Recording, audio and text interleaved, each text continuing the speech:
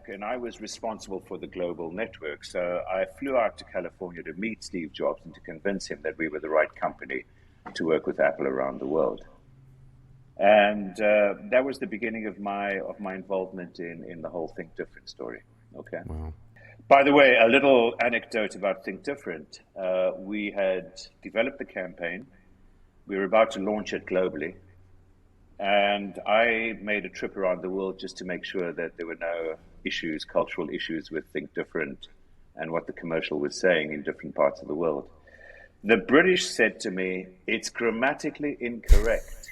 Which is true, but... It's true. It should be Think Differently. And they said to me, over our dead bodies will we run that in the UK. I said, okay, and I made a note of that. I then went to Japan and they said, it'll never work here. I said, why not? Because we all want to be the same. Wow. I said, okay, I made a note of that. So I said to Steve Jobs, I said, we have a problem with the Brits and the Japanese, right? You know what he says to me? Screw the Brits, screw the Japs. That's the way we speak in California. And by the way, this to me is crucial. Brand is true to itself. Brand is a reflection of who you are. It's what Aristotle called ethos. It's your character. It's who you are. Okay. The more and more I work on branding in today's modern world, the more I understand that Aristotle said it all when he spoke about rhetoric. All right, logos, ethos, pathos. It's what branding is all about today. Wow. I just got a chill. Yeah, fantastic. So genuinely tuning into Aristotle. But it is so important to be true to yourself, because a lot of brands and a lot of startups, a lot of organizations try to be everything to all people. And when you try to do that, you end up being nothing to anyone. Yes, absolutely. Absolutely.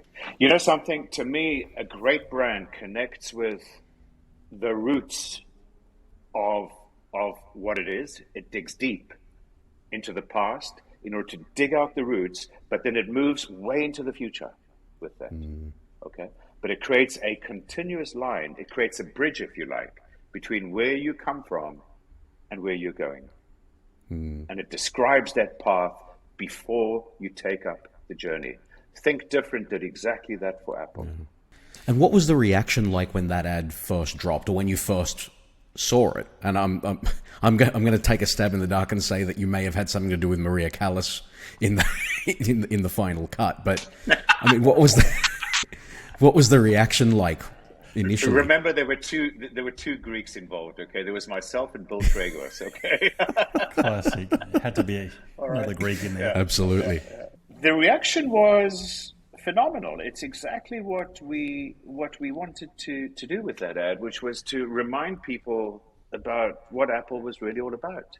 Okay, because the ad, I remind you, says, here's to the crazy ones, the misfits, the rebels, the round pegs in the square holes, the ones who see things differently. And it finishes by saying, the people who are crazy enough to think they can change the world are the ones who do. Notice something, however.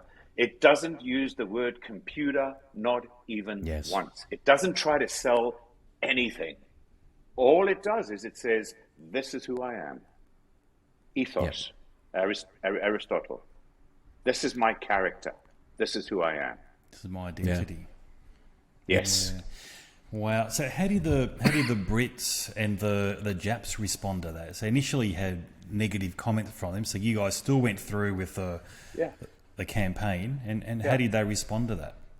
They loved it. I can just show you photographs, I guess, of people queuing up in Regent Street to buy the new product being released by Apple, and the same happened in Japan. This is something else I believe about what we do, about brand, etc. I do not like researching before we launch, right? I like to dig deep into. Yes, I'm very skeptical of market research. Steve Jobs always used to say, people don't know what they want until you show it to them. And I think we need to work with human insight, but not with human feedback in words. We need to understand people deeply and interpret that into what people will want. as opposed to asking them what they want. Is that because people think, or they repeat what they already know? Is that why you don't want the feedback? Or people don't know what they don't know. Absolutely. Especially in a world that is changing so rapidly, you've got to anticipate where things are going.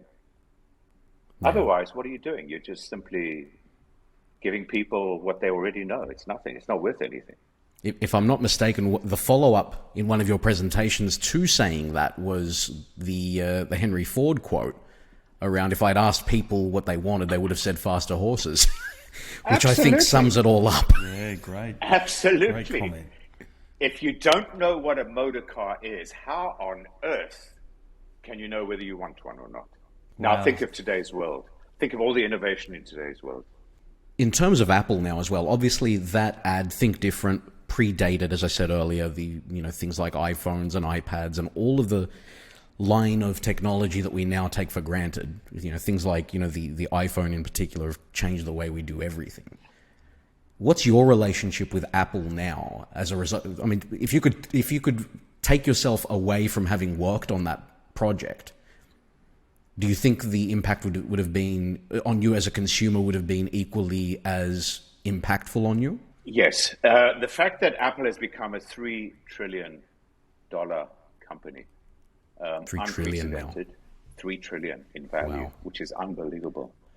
I think that is just wonderful evidence that the effect that Apple had on me is not dissimilar to the effect that Apple had on many millions of people around the world.